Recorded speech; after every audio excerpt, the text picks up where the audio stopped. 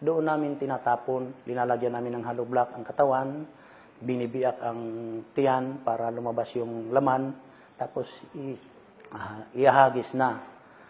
Almost 24 years ako nagserbisyo, yung mga DDS.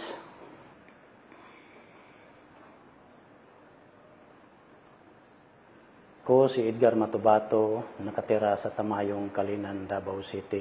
Ang napatay ko sa umpisa, lahat-lahat galing 2013 to 1988, siguro aabot siguro ng 50 katao.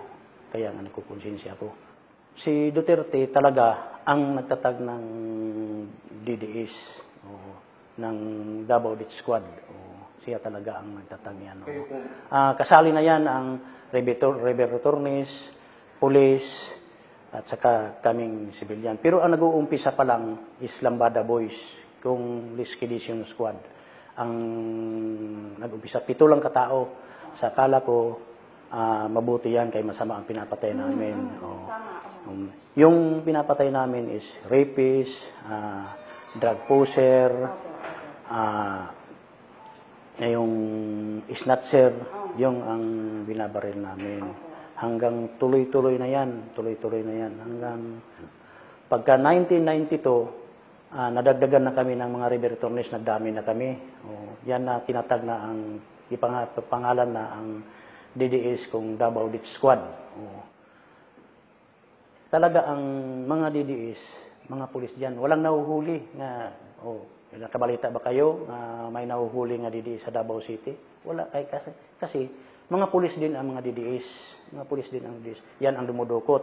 1993, binumba ang katedral. Binumba. So, pagka umutos siya ng 26, na masakirun niyo ang mga muski, ang simbahan ng Muslim. Pinagmasakir namin. Ako ang humagis ng granada. Yung mga pulis kasama ko. Meron pinapatay siya na isang religious group ng Remnant of Family of God. 5 mayor ang nagpinansyan.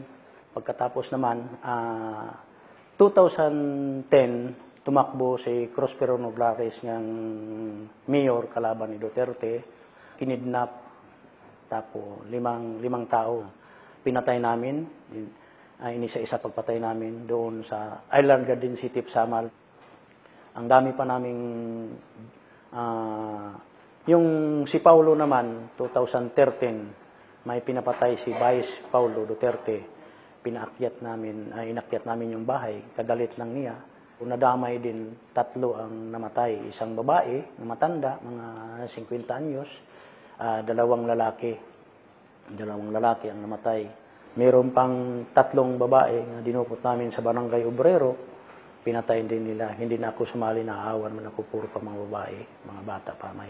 May ina tayo, may kapatid tayong babae, yan talagang, pero yung mga pulis naman, walang awa yan pumatay sa Davao, yung mga DDS sa Davao City.